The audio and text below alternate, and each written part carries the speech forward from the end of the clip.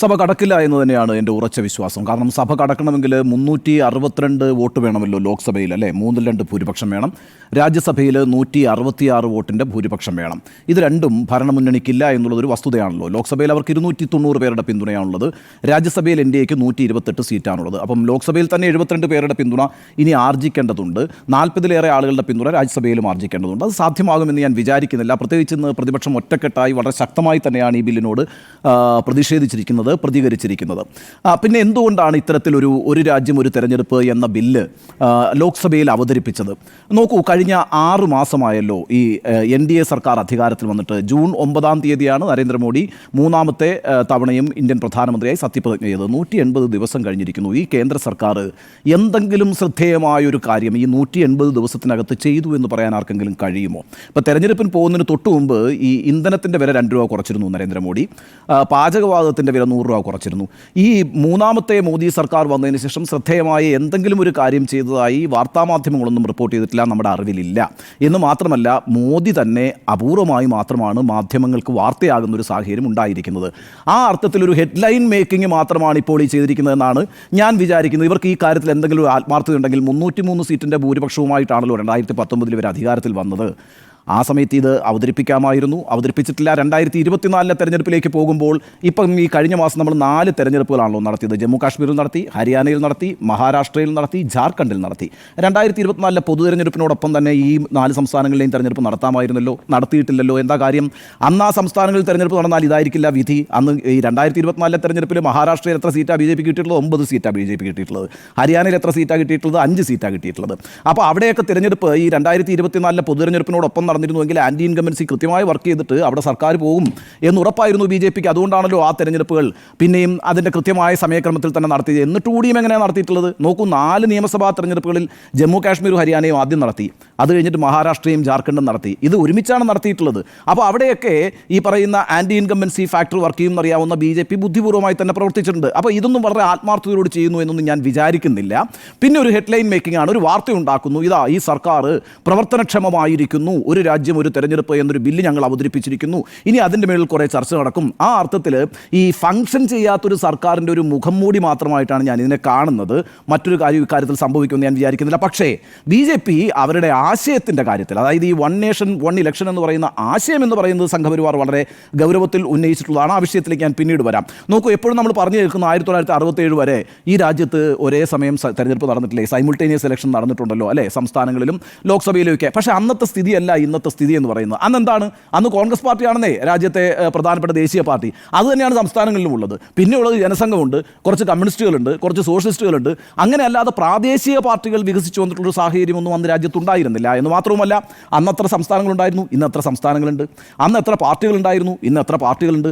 ഓരോ സംസ്ഥാനത്തിനും ഓരോ പ്രാദേശിക പാർട്ടികളുണ്ട്. എത്ര പ്രാദേശിക പാർട്ടികളാണ് ഇന്ത്യയിൽ ഓരോ സംസ്ഥാനങ്ങളും ഭരിച്ചുകൊണ്ടിരിക്കുന്നത്. അപ്പോൾ 67 വരെ സൈമിൾട്ടേനിയസ് ഇലക്ഷൻ നടന്നിരുന്നല്ലോ. അതുകൊണ്ട് ഇപ്പോഴും നമുക്ക് ചെയ്തുകൂടെ എന്ന് ചോദിക്കുമ്പോൾ അന്നത്തെ ഇന്ത്യയും ഇന്നത്തെ ഇന്ത്യയും ഭിന്നമാണ്.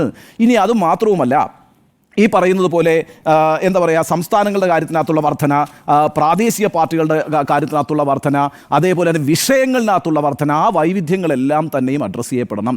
ആ അഡ്രസ്സ് ചെയ്യപ്പെടേണ്ട ആ സാഹചര്യത്തെ ഇല്ലാതാക്കുന്നത് ഒട്ടും തന്നെ ഈ ഫെഡറലിസത്തിന് നിരക്കുന്ന ഒരു കാര്യമായിട്ട് ഞാൻ മനസ്സിലാക്കുന്നില്ല. എന്ന് മാത്രവുമല്ല, ഇപ്പോൾ ഒന്ന് ആലോചിച്ച് നോക്കിയേ, ഇപ്പോൾ 5 വർഷത്തിലൊരിക്കലാണ് തെരഞ്ഞെടുപ്പ് എന്ന് വിചാരിക്കുക. ലോക്സഭയിലേക്കും 5 വർഷത്തിലേക്ക് തെരഞ്ഞെടുപ്പ്, അതിനോടൊപ്പം തന്നെ നിയമസഭയിലേക്കും തെരഞ്ഞെടുപ്പ്. ഈ 5 വർഷം കഴിഞ്ഞ് ഈ തെരഞ്ഞെടുപ്പ് കഴിഞ്ഞാൽ നമ്മളിങ്ങനെ കൈയും കെട്ടി കാത്തിരിക്കണം കേട്ടോ അടുത്ത 5 വർഷത്തേക്ക്. എന്താ വെച്ചാൽ നമ്മുടെ പണി എന്ന് പറയുന്നത് 5 വർഷത്തിലൊരിക്കൽ പോയി വോട്ട് ചെയ്ത് കുറേ ജനപ്രതിനിധികളെ തിരഞ്ഞെടുത്തിട്ട് നിയമസഭയിലേക്കും ലോക്സഭയിലേക്കും വിടുക എന്നുള്ളത് മാത്രമാണ് ഈ വോട്ടറിൻ്റെ പണി എന്ന് പറയുന്നത്. നമുക്ക് നമ്മുടെ ഭരണഘടനയുടെ ഒരു പ്രത്യേകത എന്താ വെച്ചാൽ അത് നമുക്ക് തിരിച്ചു വിളിക്കാൻ കഴിയില്ല. ഈ നമ്മൾ വിജയിപ്പിച്ചു വിട്ടിരിക്കുന്ന ആളെയും തിരിച്ചു വിളിക്കാൻ കഴിയില്ലല്ലോ, സർക്കാരിനെ താഴത്തേക്ക് ഇറക്കാൻ കഴിയില്ലല്ലോ. അപ്പോൾ എന്താ പറ്റുക? നമുക്ക് ഈ കൈയും കെട്ടി പിന്നെ നിരീക്ഷകരായിട്ട് ഇങ്ങനെ മൂകസാക്ഷികളായിട്ട് നിൽക്കേണ്ടി വരുന്നൊരു അവസ്ഥയുണ്ട്. അതേസമയം ഓരോ സ്ഥലത്തും പലതരത്തിലുള്ള തെരഞ്ഞെടുപ്പുകൾ ഓരോ വർഷവും നടന്നാൽ എന്താണ് അതിൻ്റെ ഒരു ഗുണം എന്നറിയാവോ? നമുക്ക് പ്രതികരിക്കാനുള്ള അവസരമാണെന്നേ ആ കാര്യത്തിനകത്ത് സംഭവിക്കുന്നത്. നോക്കൂ, എവിടെയെങ്കിലും ഈ രാജ്യത്തിൻ്റെ ഏതെങ്കിലും ഒരു ഭാഗത്ത് നടക്കുന്ന തെരഞ്ഞെടുപ്പ് എന്ന് പറയുന്നത് ഒരു മുന്നറിയിപ്പാണ്. അത് കേന്ദ്ര സർക്കാരിനുള്ള മുന്നറിയിപ്പാണ്, പ്രാദേശിക പാർട്ടികൾക്കുള്ള മുന്നറിയിപ്പാണ്. അതൊരു ട്രെൻഡിനെ അടയാളപ്പെടുത്തുന്നുണ്ട്. അപ്പോൾ ആ അർത്ഥത്തിൽ നമ്മൾ നിരന്തരം ഇത്തരം ഒരു വർഷത്തിൽ 4-5 തെരഞ്ഞെടുപ്പ് നടക്കുന്നു എന്നൊക്കെ പറയുന്നത് ഒരു വലിയ അത്ഭുതകരമായിട്ടുള്ള കാര്യമല്ല. ഇന്ത്യ എന്ന് പറയുന്നത് 140 കോടി ജനങ്ങൾ താമസിക്കുന്ന ജീവിക്കുന്ന വലിയൊരു ഭൂപ്രദേശമാണ്, വലിയൊരു ജനാധിപത്യമാണ്. അവിടെ ഇത്തരത്തിലുള്ള തെരഞ്ഞെടുപ്പുകൾക്ക് വേണ്ടി പണം ചെലവഴിക്കേണ്ടത് എന്ന് പറയുമ്പോൾ നമ്മൾ ഈ ശ്വസിക്കുന്ന ഓക്സിജൻ പോലെ തന്നെ പ്രധാനമാണ് ജീവിക്കാനുള്ള സ്വാതന്ത്ര്യം എന്ന് പറയുന്നത്. അപ്പോൾ ആ ജീവിക്കാനുള്ള സ്വാതന്ത്ര്യം ഒരു ജനാധിപത്യ സമൂഹത്തിൽ എല്ലാവർക്കും ലഭ്യമാണ്. ലഭ്യമാകണം, അവർക്ക് പ്രതികരിക്കാനുള്ള അവസരമുണ്ടാകണം, അതിന് ഇത്തരത്തിലുള്ള ചിലവുകൾ വഹിക്കണമെന്നേ, അതിനുള്ള റിസോഴ്സസ് ഒക്കെ ഉള്ള രാജ്യമാണ് ഇന്ത്യ. ഇനിയിപ്പോൾ ഈ BJP പറയുന്നൊരു കാര്യമുണ്ടല്ലോ, നമുക്കിങ്ങനെ ഈ പറഞ്ഞ എന്താണ് നിരന്തരം തിരഞ്ഞെടുപ്പുകൾ നടക്കുന്നുണ്ട്, സംസ്ഥാനത്തിൻ്റെ വികസനങ്ങൾ നടക്കുന്നില്ല, രാജ്യത്തിൻ്റെ വികസനം നടക്കുന്നില്ല. കഴിഞ്ഞ 9 വർഷം കൊണ്ട് 9 സംസ്ഥാനങ്ങളിൽ ഭരണം അട്ടിമറിച്ച പാർട്ടിയാണ് ഈ BJP എന്ന് പറയുന്നത്. 9 വർഷം ഈ പറഞ്ഞ പാർട്ടി 2014 അധികാരത്തിൽ വന്ന നരേന്ദ്രമോദിയുടെ BJP കഴിഞ്ഞ 9 വർഷം കൊണ്ട് 9 സംസ്ഥാന ഗവൺമെൻറ്റുകളെ അട്ടിമറിച്ചു. ആരൊക്കെയാണ് ഞാൻ പറഞ്ഞുതരാം: അരുണാചൽ പ്രദേശ്, ഗോവ, മേഘാലയ, മണിപ്പൂർ, മധ്യപ്രദേശ്, മഹാരാഷ്ട്ര, അതേപോലെ തന്നെ ഉത്തരാഖണ്ഡ്, കർണാടക, ഇങ്ങനെയുള്ള സംസ്ഥാനങ്ങളിൽ ഓരോ സർക്കാരുകളെയും അട്ടിമറിച്ചിട്ടുള്ളൊരു പാർട്ടിയാണ് ഇപ്പോൾ പറയുന്നത് ഒരു രാജ്യം ഒരു തെരഞ്ഞെടുപ്പ് എന്ന് പറയുന്നത്. അപ്പോൾ ഇതിനകത്തൊക്കെ എത്രത്തോളം ആത്മാർത്ഥതയുണ്ട്, എന്താണ് അവരുടെ ലക്ഷ്യം എന്നതിനെക്കുറിച്ചൊക്കെ എനിക്ക് സംശയങ്ങളുണ്ട്. ഇനി വേറൊരു പ്രധാനപ്പെട്ട കാര്യമുണ്ട്. അതായത് വെച്ചാൽ ഞാൻ നേരത്തെ പറഞ്ഞല്ലോ, ഈ രാജ്യത്തിൻ്റെ ഒരു ഫെഡറൽ സംവിധാനം എന്ന് പറയുന്നത്, അതിൻ്റെ വൈവിധ്യം എന്ന് പറയുന്നത് നമ്മൾ അംഗീകരിച്ചേ മതിയാകൂ. ഞാൻ നേരത്തെ സൂചിപ്പിച്ച പോലെ ചില മുന്നറിയിപ്പുകൾ നൽകാൻ വേണ്ടിയിട്ട് ഇത്തരത്തിലുള്ള ഓരോ തെരഞ്ഞെടുപ്പുകളും സഹായകരമായി മാറുന്നുണ്ട്. ഇനി മാത്രവുമല്ല, ഈ ദേശീയ തെരഞ്ഞെടുപ്പും അതേപോലെ തന്നെ സംസ്ഥാന തെരഞ്ഞെടുപ്പും ഒരേ സമയം നടക്കുന്നു എന്ന് വിചാരിക്കുക. എത്ര കൺഫ്യൂസിംഗ് ആണത് എന്നുള്ളതാണ്. ഓരോ സംസ്ഥാന തെരഞ്ഞെടുപ്പും സംസ്ഥാനത്തെ വിഷയവുമായി ബന്ധപ്പെട്ട് തന്നെയാണ് നടക്കുന്നത്. ദേശീയ തെരഞ്ഞെടുപ്പ് വേറൊരു അജണ്ടയിന്മേലാണ് നടക്കുന്നത്. ഇതിനെ കൂട്ടിക്കുഴയ്ക്കേണ്ട കാര്യമേ ഇല്ല. എന്ത് പറ്റും എന്നറിയാവോ? ഇത്തരത്തിലൊരു കൺഫ്യൂഷൻ വരുമ്പോൾ ഇപ്പം കേരളത്തിൽ ദേശീയ തലത്തിൽ കോൺഗ്രസിന് വോട്ട് ചെയ്യാൻ തീരുമാനിക്കുന്ന ആളുകൾ സംസ്ഥാന തലത്തിൽ CPM-നായിരിക്കും വോട്ട് ചെയ്യാൻ തീരുമാനിക്കുന്നത്. എത്ര കൺഫ്യൂസിംഗ് ആണ് അവരെ സംബന്ധിച്ചിടത്തോളം. അത് മാത്രവുമല്ല, രണ്ടിൻ്റെ രണ്ട് വിഷയമാണ്. ദേശീയ പാർട്ടികൾക്ക് എപ്പോഴും ആധിപത്യത്തിൽ വരാൻ കഴിയുന്ന ഒരു സാഹചര്യം ഈ പറയുന്ന one party one nation one election ഉണ്ടാക്കും. അത് ഇപ്പോൾ രാഹുൽ ഗാന്ധിയും നരേന്ദ്രമോദി ആയിരിക്കും പ്രധാനപ്പെട്ട മത്സരാർത്ഥികളെന്നേ. അത് സംസ്ഥാനത്ത് പിണറായി വിജയനും ഉമ്മൻചാണ്ടി ആയിരിക്കില്ല, അല്ലെങ്കിൽ പിണറായി വിജയനും VD സതീശനും ആയിരിക്കില്ല. അവർ ഓവർ പവർ ചെയ്യും. ആ രീതിയിലാണ് ആ തെരഞ്ഞെടുപ്പുകൾ നടക്കുക. സ്വാഭാവികമായിട്ടും വോട്ടർമാർ വളരെ കൺഫ്യൂസ്ഡ് ആകും. ആ രീതിയിലേക്ക് കാര്യങ്ങൾ മാറരുത്. നമുക്ക് നമ്മുടേതായിട്ടുള്ള വൈവിധ്യങ്ങളും നമ്മുടേതായിട്ടുള്ള പൊളിറ്റിക്കൽ ആസ്പിറേഷൻസും റീജിയണൽ ആസ്പിറേഷൻസും ഒക്കെ ഉണ്ട്. അപ്പോൾ അത് എല്ലാവർക്കും ഉണ്ട്, എല്ലാ സംസ്ഥാനങ്ങളിലും ഉണ്ട്. അതിനെ മനസ്സിലാക്കിക്കൊണ്ടുള്ളൊരു ഫെഡറൽ സ്ട്രക്ചറിനകത്ത് നിൽക്കേണ്ട നല്ല ജനാധിപത്യ പ്രക്രിയ ആയിരിക്കണം തെരഞ്ഞെടുപ്പ്. അത് ഏകപക്ഷീയമായിട്ട് 5 വർഷം കൂടുമ്പോൾ മാത്രം നടക്കുന്ന ഒരു അനുഷ്ഠാനം പോലെ അരങ്ങേറേണ്ട ഒരു കാര്യവുമല്ല. ഇനിയിപ്പോൾ ഇതിൻ്റെ ചെലവിൻ്റെ കണക്കുകളാണല്ലോ ഈ പറയുന്നത്. ഇപ്പോൾ അവസാനത്തെ 2024 ലോക്സഭാ തെരഞ്ഞെടുപ്പിൻ്റെ ചെലവ് എത്രയാണെന്നറിയോ? അനൗദ്യോഗിക കണക്കെന്ന് പറയുന്നത് 1,35,000 കോടിയാണ്. 1,35,000 കോടി ചെലവഴിച്ചാണ് നമ്മൾ ഈ പറയുന്ന 2024 തെരഞ്ഞെടുപ്പ് നടത്തിയിരിക്കുന്നത്. എന്ന് പറയുമ്പോഴത്തേക്ക് 100 കോടി വോട്ടർമാരെന്ന് വെച്ചാൽ ഒരാൾക്ക് 1,350 രൂപയെ ചിലവായിട്ടുള്ളൂ. 100 കോടി വോട്ടർമാരുണ്ടെങ്കിലും എല്ലാ പാർട്ടികളും കൂടി ഒരു വോട്ടറെ സ്വാധീനിക്കാൻ ചിലവാക്കിയിട്ടുള്ള 1,350 രൂപയാണ്. അപ്പോൾ 1,35,000 കോടി രൂപ ചെലവഴിക്കുന്നു എന്ന് പറയുമ്പോൾ ഇനിയിപ്പോൾ അങ്ങോട്ടേക്ക് ഈ പറയുന്ന ഒരു രാജ്യം ഒരു തെരഞ്ഞെടുപ്പ് എന്ന് പറഞ്ഞാൽ ഈ പൈസ കുറയുമെന്നാണ് നമ്മളാരും വിചാരിക്കുന്നത്. ഈ പൈസ കൂടാനാണ് പോകുന്നത്. ഈ പൈസ കൂടാൻ തന്നെയാണ് പോകുന്നത്. അതുകൊണ്ട് ഈ പറയുന്ന ചെലവ് ചുരുക്കിക്കളയും എന്ന് പറയുന്നത് സർക്കാർ തലത്തിൽ മാത്രമാണ്. സർക്കാർ തലത്തിൽ എത്രയാണ് കണക്ക്? 2019 തെരഞ്ഞെടുപ്പിൻ്റെ സർക്കാർ കണക്ക് എത്രയാണെന്ന് പറയാം? 8,000 കോടി രൂപയാണ്. ഈ 8,000 കോടി രൂപ എന്ന് പറയുന്നത് ഏതെങ്കിലും ഒരു ബജറ്റ് അലോക്കേഷൻ്റെ 4-1 വരുമോ? നമ്മൾ വിദ്യാഭ്യാസത്തിന് 40,000 കോടി മുടക്കുന്നുണ്ട്, അല്ലേ? തൊഴിലുറപ്പിന് 1,00,000 കോടി മുടക്കുന്നുണ്ട്. ഇങ്ങനെയൊക്കെയാണ് നമ്മൾ ബജറ്റ് അലോക്കേഷൻ നടത്തുന്നത്. ഇതിനകത്ത് ഈ രാജ്യത്തെ തെരഞ്ഞെടുപ്പ് നടത്താൻ ആകെ നമ്മൾ ചിലവാക്കുന്നത് ഔദ്യോഗികമായി 8,000 കോടിയാണ്. അത് എത്ര പീനട്ടാണ്, എത്ര ചെറിയ തുകയാണ്. അതിനെക്കുറിച്ചൊന്നും അറിയേണ്ട കാര്യമേ ഇല്ല.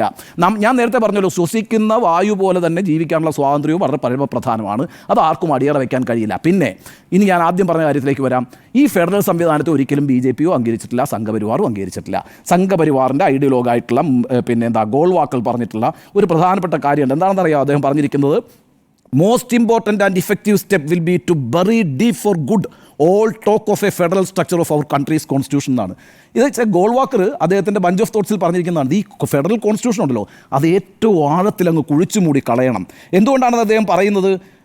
ടു സ്വീപ്പ് അവേ, അത് എന്തില്ലാതാക്കി കളയാനാണ്? The existence of all autonomous or semi autonomous states within the one state that is called Bharat. Bharatam എന്ന് പറയുന്ന രാജ്യത്തിനകത്ത് ഓട്ടോണമസ് ആയിട്ടുള്ള, ഏതാണ് സെമി ഓട്ടോണമസ് ആയിട്ടുള്ള സംസ്ഥാനങ്ങൾ ഉണ്ടാകാൻ പാടില്ല. ഭാരതം മാത്രമേ ഉണ്ടാകാൻ പാടുള്ളൂ. ഇത് ഗോൾവാക്കർ പറഞ്ഞിരിക്കുന്നതാണ് കേട്ടോ, ബഞ്ച് ഓഫ് തോട്ടിലാണ് പറഞ്ഞിരിക്കുന്നത്. എന്നിട്ട് അദ്ദേഹം പറയുന്നു, എന്നിട്ട് നമ്മൾ എന്താണ് ചെയ്യേണ്ടത്? 1 country, 1 state, 1 legislator, 1 executive. ഒരു രാജ്യം, ഒരു ഭരണകൂടം, ഒരു നിയമനിർമ്മാണ സഭ, ഒരു എക്സിക്യൂട്ടീവ്. ഇങ്ങനെയായിരിക്കണം നമ്മുടെ രാജ്യം. With no trace of fragmentational, regional, sectarian, linguistic or other types of pride being given a scope for playing havoc with our integral harmony. നമ്മളുടെ ഈ പറയുന്ന ഇൻറ്റഗ്രൽ ഹാർമണി ഉണ്ടല്ലോ, നമ്മളുടെ ഈ അഖണ്ഡതയെ വെല്ലുവിളിക്കുന്ന ഒരു തരത്തിലുള്ള റീജിയണലിസവും ഒരു തരത്തിലുള്ള ലിംഗ്വിസ്റ്റിക്സും ഭാഷയും ഒരു തരത്തിലുള്ള സംസ്കാരവും അനുവദിക്കാൻ പാടില്ല. അവസാനിപ്പിക്കുന്നത് ഇങ്ങനെയാണ്: let the constitution be re examine and redrafted so as to establish a unitary unitary form of government, അതായത് അതുകൊണ്ട് ഈ കോൺസ്റ്റിറ്റ്യൂഷൻ റീഡ്രാഫ്റ്റ് ചെയ്യണം. റീഡ്രാഫ്റ്റ് ചെയ്തിട്ടൊരു യൂണിറ്ററി ഗവൺമെൻറ് ഉണ്ടാക്കുക എന്നുള്ളതാണ് ഗോൾവാൾക്കർ പറഞ്ഞിരിക്കുന്നത്. അതാണിപ്പം സംഘപരിവാറിൻ്റെ ആശയം എന്നുള്ളതിലേക്ക് മോഡി ഇന്നിപ്പം അവതരിപ്പിച്ചിരിക്കുന്ന 1 നേഷൻ 1 ഇലക്ഷൻ. ഞാൻ ഇത്രയേ പറയുന്നുള്ളൂ, നിങ്ങൾ ഒരു രാജ്യമായി തന്നെ ഇതിനെ കാണണം. കേന്ദ്ര സർക്കാരിനോട് പറയാനുള്ള ഒരു കാര്യം അതാണ്. ഇതിനൊരു രാജ്യമായി നിങ്ങൾ ആദ്യം കാണണം, എന്നിട്ട് എല്ലാ സംസ്ഥാനങ്ങളോടും തുല്യനീതിയോടുകൂടി പെരുമാറണം. അവിടെ ഞങ്ങൾ ഭരിക്കുന്ന സംസ്ഥാനം, പ്രതിപക്ഷം ഭരിക്കുന്ന സംസ്ഥാനം, ഞങ്ങളുടെ ശത്രുക്കൾ ഭരിക്കുന്ന സംസ്ഥാനം, അങ്ങനെയുള്ള വേർതിരിവൊന്നും പാടില്ല. ആദ്യം ഒരു രാജ്യം എന്നുള്ള കൺസെപ്റ്റിൽ നിങ്ങൾ നന്നായി അതിനെ വിശദീകരിച്ച് നന്നായി നിർവചിച്ച് ഒരു രാജ്യസ്നേഹമുള്ള ഒരു രാജ്യത്തെ മൊത്തമായി കാണുന്ന ഒരു സർക്കാരായി മാറണം. അതിനുശേഷം നമുക്ക് ഈ തെരഞ്ഞെടുപ്പ്, ഒറ്റ തെരഞ്ഞെടുപ്പ് എന്നൊക്കെ പറയുന്ന കാര്യങ്ങളെക്കുറിച്ച് ആലോചിക്കാം. അല്ലാതെ ഉത്തരാഖണ്ഡിൽ പിന്നെ പ്രളയം ഉണ്ടാകുമ്പോൾ അവിടെ 1000 കോടി കൊടുക്കുകയും ബീഹാറിൽ പ്രളയം ഉണ്ടാകാൻ സാധ്യതയുള്ളപ്പോൾ സാധ്യതയുണ്ടെന്ന് കരുതി 10,000 കോടി കൊടുക്കുകയും ഇവിടെ പാവപ്പെട്ട വയനാട്ടിലുള്ള ആളുകൾ 1 രൂപ പോലും കിട്ടാതെ കിടക്കുകയും ചെയ്യുന്ന ഒരു സാഹചര്യം ആദ്യം ഒഴിവാക്കുക.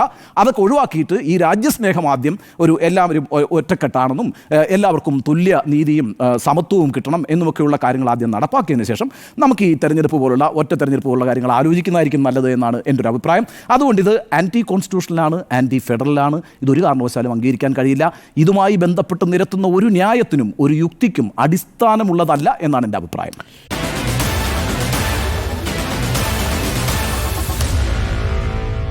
Meet the editors.